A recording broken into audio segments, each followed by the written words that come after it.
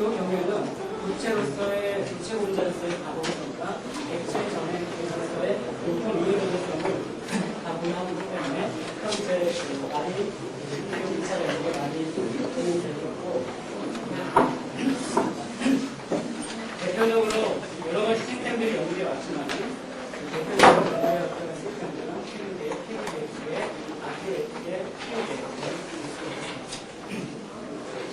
기존에 제일 폴리머 일렉트로라이트를 제거하는 방법을 간단히 소개를 솔루션 캐스팅법과 탑 멜팅 목소는 이제 프로세스 대화 프로세스가 있는데 그거는 논의하기로 제하긴 하고요. 솔루션 캐스팅법으로 제일 폴리머 일렉트로라이트를 제거하는 방법은 먼저 폴리머를 이렇게 분리할 수 있는 희발성이 좋은 여기에다가 이제 컨덕티비티를 구하기 위해서 리퀴드 일렉트로라이트를 첨가해서 굉장히 고우 점성의 호모지니어스 솔루션을 이루어집니다. 이거를 솔루션 테스트나 한수에 보라타일한 솔렌트를 제거함으로 시키는 것이고 폴리머 일렉트로라이트로 두 번째 핫 멜팅 방법은 이 폴리머 물질을 이 보라타일한 오일 솔렌트를 사용하지 않고 직접 액체 전하게 녹이게 되는데 이 차원에서는 이 폴리머 물질이 액체 전하에게 잘 되지 않기 때문에 이 물질을 폴리머를 리퀴드 일렉트로라이트에 분산시킨 상태에서 가열을 하게 되면 굉장히 비스코스한 솔루션을 얻게 되는데 이 상태에서 테스팅을 하고 폴리머를 확 올려가지고 폴리머 일렉트로라이트를 거의 되겠습니다. 하지만은 이러한 소개되었던 방법으로 젤 타입의 폴리머 일렉트로라이트를 제거하는 경우에는 여러 가지 문제가 있어가지고 현재도 실질적으로 2차 전지에 적용이 안 되는 걸로 알았는데 그 문제점을 한번 짚어보면서 젤 폴리머 일렉트로라이트를 제거하는 과정에서 첨가된 유리전액이 기반이 되기 때문에 우리가 처음에 첨가했던 전액 함량 또는 솔트 도성을 정확하게 표출하는 데 어려움이 따르고 있습니다. 두 번째는 앞에서도 언급을 했지만은 이 젤 폴리머 일렉트로라이트는 폴리머 물질이 리퀴드 일렉트로라이트에 의해서 결합되는 물성이 취약되는 시스템이기 때문에 실제로 어떠한 젤 폴리머 일렉트로라이트의 물성이 취약합니다. 따라서 전지를 만들기 힘들기 어렵고 나중에 이제 실제로 공중에 가면은 전지를 만드는 데 나가는 실제로 전지를 만들었을 때도 전지의 두께가 두껍지 않게 되면은 내부 탈락이 쉽게 일어나기 때문에 수율이 굉장히 떨어지는 문제가 있습니다. 세 번째는 이 필름의 교육비는 방법가 맞기 때문에 우리가 그 전지를 제거하는 과정에서 핸들링을 용이하기 위해서 두께를 두껍게 하게 되는데 두께가 두꺼워지면 똑같은 컨덕티비티라 하더라도 그 셀에서 걸리는 내부 저항이 크게 걸리기 때문에 하이렉트가 그 고율로 충전 또는 방전시켰을 때 전기의 특성이 부족하게 떨어지는 그런 단점이 있습니다.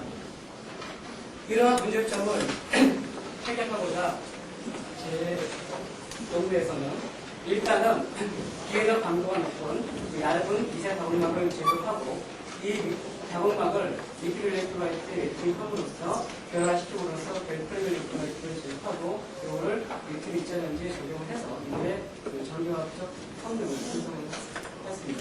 폴리머 일렉트로라이트를 만드는 공정을 잠시 소개해드리면요. 먼저 포로스한 멤브레인을 먼저 만들게 되고요. 그 멤브레인을 우리가 원하는 전에 여기에 소킹을 하게 되면은 이 포로스한 멤브레인이 전에 의해서 지올레이션이 되고 지올레이션이 되어서 얻어진 폴리머 일렉트로라이트는 앞에 공장에서 얻었던 그러한 폴리머 일렉트로라이트와 거의 안까지 수환을 하면 폴리머 일렉트로라이트가 되겠습니다. 이러한 포로스한 멤브레인을 이용해서 렉틴에 의해서 제일 폴리머 일렉트로라이트를 만들었을 때의 장점을 보면요. 이 프로세스는 실제로 지금 리튬 아이온 배터리 조정에서 사용되는 그런 차트인데요. 음극이 들어가고 멤브레인이 들어가고 양극이 들어가서 라미네이션 공정을 거쳐서 스태킹을 잘라서 스태킹을 하든지 아니면은 와인딩을 해서 프리스매틱 셀 타입의 셀을 제거한 다음에 전액을 수주입함으로써 전지를 제거하게 되는데 이런 포로스 멤브레인을 여기서 이제 세퍼레이터를 대신을 해서 쓰게 되면은 나중에 이 공정을 사용할 수가 있고, 나중에 전액에 의해서 이 폴리머 멤브레인 물질이 수행이 됨으로써 실질적으로는 그 저희 폴리머 일렉트로라이트의 특성을 갖는 그러한 시스템이 될 수 있기 때문에 그 리튬 폴리머 전지로서의 어떤 그 고유한 장점을 그대로 살릴 수가 있습니다. 본 연구에서는 이런 프로스 멤브레인을 만들기 위해서 펜계 그 매트릭스 폴리머를 사용했는데, 일단 지금까지 그 펜계 순수한 그 계열 폴리머 일렉트로라이트에 대한 그 연구 내용을 간단히 얘기해보면요. 이 펜계 계열 분자 전해들은 이 펜을 녹일 수 있는 그러한 시간적이 좋은 유경우레가 없기 때문에 이 방문을 핫 램프 방문을 가지고 제조하게 됩니다. 그러니까 EC와 PC와 같은 교국적 용매에 소스를 용해시켜서 펜을 녹이고 온도를 올려서 비스코스한 솔루션을 만든 다음에 테스팅을 하고 필름함으로써 펜에 제품을 같이 넣는데, 이 방법의 이 프로세스의 문제점은 이 필름을 만드는 과정 중에서 온도를 100도 이상으로 잘 하기 때문에 EC와 PC와 지글 같은 고기점 용매만을 사용할 수 있고, 우리가 그 접이점, 그러니까 그 컨덕티비티를라든지 어떤 그 나중에 사용되는 그 카본 전극의 그 전극 특성에 적합한 그 DMC나 EMC 물질 같은 그 볼라테일한 그러한 전해를 사용할 수 없기 때문에 아직까지 어려움이 있는 것으로 알고 있습니다. 그래서 본 연구에서는 이 이게 매트릭스 폴리머를 사용했는데, 펜 자체로서는 전해과 친화성이 높기 때문에 펜에다가 전해과 친화성이 있고, 나중에 그 전해에 의해서 실행이 됐을 때 어느 정도 접촉성이 부여가 되는 그러한 매체일 메타클레이트 모노머를 공중합하게 하였습니다. 중합 방법은 포타슘 플러스 페이트를 이용해서 에버전 중합을 통해서 합성을 했고요. AM과 MMA 조성이 각기 다른 여러 가지 폴리머를 합성했습니다. 다시 반복하면은 여기서 이제 펜 구조는 나중에 전해에 들어왔을 때 그 기계적 강도를, 필름의 기계적 강도를 유지시킬 수 있는 역할을 하게 되고, MMA 물질은 전해에 첨가되는 전해 물질을 잘 업테이크할 수 있는 그런 기능을 할 수 있는 그런 유닛가 되겠습니다. 합성된 폴리머는 이제 NMR, 프로ton NMR을 통해서 몰 레이쇼를 결정을 할 수가 있었는데요. 또 왼쪽 폴리머는 순수한 폴리아토 나이트의 후속 폴리머를 합성했을 때 NMR 스펙트럼인데, 메타인하고 메시네틱과 나오고 있었고, 그리고 이 오른쪽에 있는 스펙트럼은 AM과 MMA 물질 가지고 공중합한 공중합체의 그 프로테인의 스펙트럼인데요. 여기서 나타나지 않았던 새로운 매트릭스 3.7 분방에서의 피커 나왔는데, 이거는 AM의 매트릭스에 해당하는 말씀드리고요. 이 피커와 이 피커의 인테그리티 레이쇼로부터 몰 레이쇼를 썼고, 이 스펙트럼으로부터 그한 몰 레이쇼는 펜이 88%, 그리고 NMA가 16%의 그런 매트릭스 폴리머가 되었습니다. 역시 IR을 통해서도 역시 우리가 원하는 공중합체가 어떻게 할 수가 있습니다. 먼저 이제 포로스와 멤브레인을 제거를 하게 되는데요. 먼저 이 합성된 이후 레이쇼를 갖는 코폴리머를 DMF에 녹여서요. 사물에서는 잘 녹지 않기 때문에 슈팅을 해서 솔루션을 만들고, 비스코스한 솔루션을 만들어서 약 이 폴리머의 농도는 그 솔벤트 대비 5% 또는 11%만큼 있고요. 이 만들어진 솔루션을 그래스 플레이트에 테스팅을 하고요. 테스팅할 때 그 바코브레이드에 대본 400마이크로 유지시켰고요. 이거를 그 워터 S에다가 그 당근물을 내가지고 페이지 인버전에 의해서 DMF가 빠져나오면서 그 자리에 flo가 생기는 그러한 원리를 이용해서 프로스한 얘기를 만들었고요. 여기서 저희가 이 컨트롤 파라미터로 잡았던 거는 이 솔루션을 그래스 플레이트 위에 캐스팅을 하는데 바로 페이저 인버전을 시키지 않고 요거를 사원에서 0시간, 5시간, 10시간 해가지고 20시간까지 방참으로 보내가지고 이 솔루션 내에 들어있는 그 DMF 물질을 어느 정도 컨트롤함으로써 나중에 궁극적으로는 저희가 포로시티를 컨트롤하는데 중요한 그 역할을 하게 되었습니다. 만들어진 그 멤브레인의 그 구조를 보게 되면 요거는 그 캐스팅을 해서 바로 이제 페이지 인버전을 시켜서 얻었던 물질이고요. 요거는 캐스팅을 한 후에 10시간 상으로 방치시켜서 JMF를 없는 날린 상태에서 페이지 인정을 시킨 그런 물질이 되겠는데, 보시는 바와 같이 이제 드라이브 타임, 감지 시간이 짧으면 짧을수록 이 포 사이즈라든지 포로시티가 크게 나오는 걸 알 수 있었고, 한 10시간 정도, 10시간, 15시간, 20시간 되면 거의 이 마이크로스코피가 모터로즈는 거의 변하지 않는 것으로 샘플을 통해서 관찰이 됐습니다.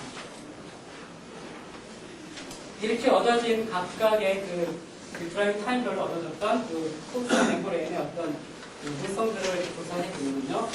드라이브 타임이 0에서 0시간, 5시간 정도 되는 것들은 굉장히 얻어진 그 멤브레인이 굉장히 불편하기 때문에 실제로 저희가 공부 전에 흐르면 안 될 때 굉장히 문제가 많았고요. 요 10 이상이 되면은 어느 정도의 기계적 감도도 있고, 그리고 이 연성도 갖게 돼가지고 굉장히 터프한 성질을 갖고 있었기 때문에 기계적 성질적인 면에서는 요 조성이 가장 바람직했고요. 그리고 이 드라이브 타임이 많아짐에 따라서 이제 DMF 양이 줄어드니까 결국은 덴시티가 높아지고요. 그걸 인해 가지고 이 크로스한 멤브레인의 크로스티가 이와 같이 감소함을 관찰할 수 있습니다.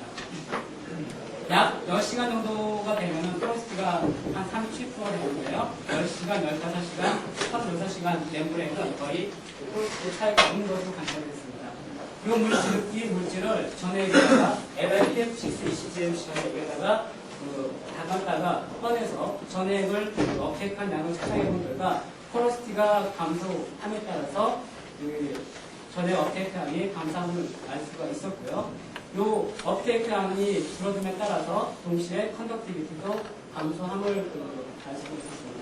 저희가 컨덕티비티적인 측면에서는 요 멤브레인을 쓰고 싶었지만은 이 물질이 수치적으로 굉장히 힘들기가 어렵기 때문에 저희가 이제 앞으로 실험에서는 요 드라이브 타임이 10시간, 즉 포러시티가 37%의 그런 물질을 가지고 이 셀 테스트를 해봤습니다.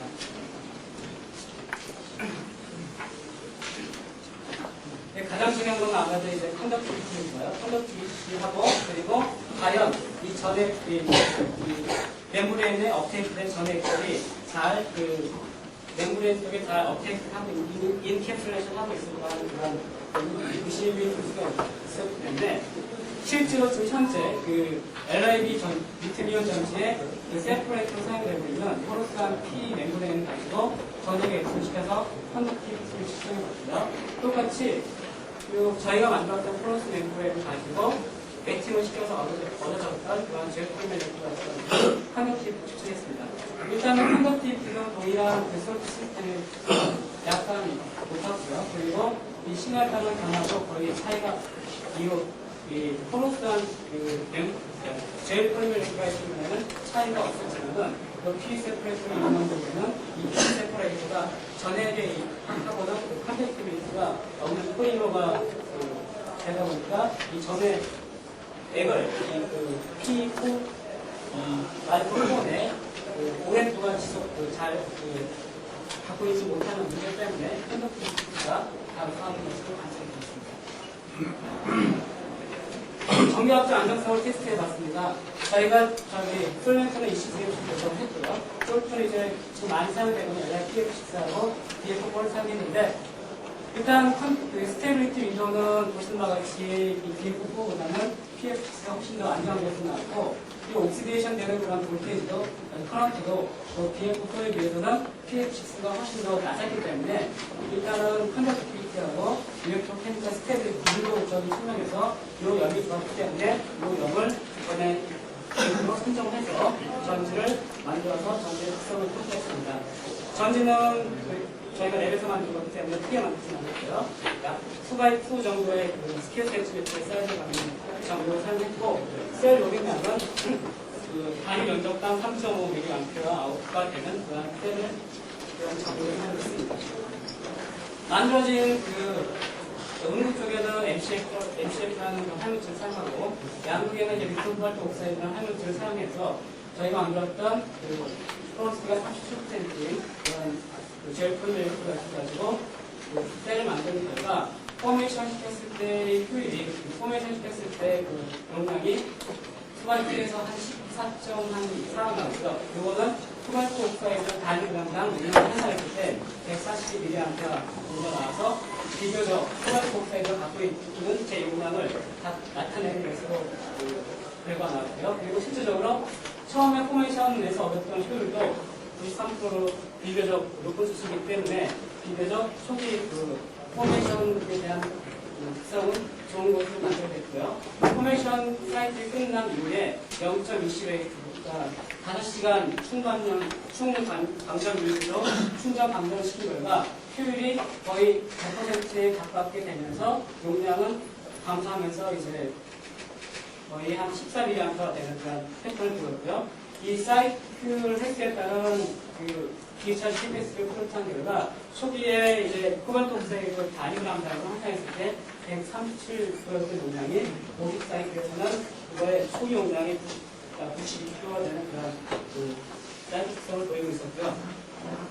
요거는 이제 만들었던 셀을 그 총방전 속도별로 그 셀의 킬테스트를 측정한 결과인데요. 일반적으로 커런트 레이트가 증가를 하게 되면은 그 셀에 저항이 크게 걸리기 때문에 킬테스트가 이제 떨어지는 건 일반적인 사실인데 요 같은 경우는 이제 0.2C, 0.5C, 풀치로 속도를 증가시키기에 따라서 셀 킬테스트가 본격적인 감소하는 것을 보였고요. 특히 1C에서 2C가 될 때 큰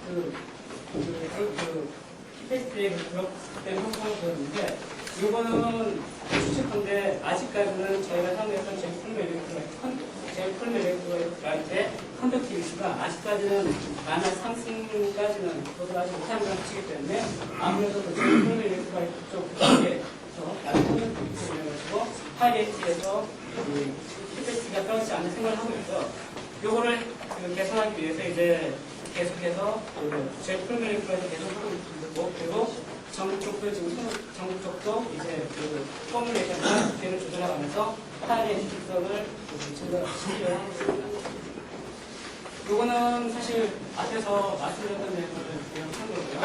실질적으로 이거 저희가 실험에서 얻었던 그냥 내용은 우리가 제조하는 프로세상 메모리의 포 사이즈라든지 포러시티 그리고 필름 두께라든지 보분자 구성 그 전에 업테이크가 굉장히 중요한 전에 업데이트량을 결정시켜주는 중요한 특성이기 때문에 현재 진행 중에 있는데 이 보분자 구성의 최적화를 통해서 우리가 리튬이온 플리머 전지로 보분자 전해질을 만들 수가 있었고 전지의 자동 전해질을 해서 어느 정도의 성능을 얻었습니다. 시작하는 질문 한 개만 받겠습니다.